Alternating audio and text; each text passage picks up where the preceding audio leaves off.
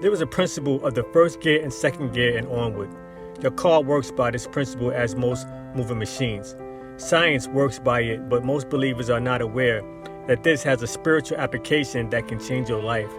At the beginning of getting your car going and rolling, it goes with small steps, and you have to put all the energy into the first gear to go into second gear.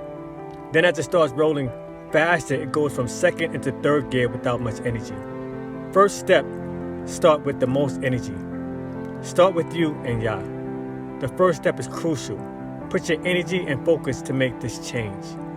The first step might seem as a baby step, but put your energy and heart into it. Put it all in your faith in Yah and believe that you can do it. Be led by the Spirit, by the Ruach, to walk in the newness of life.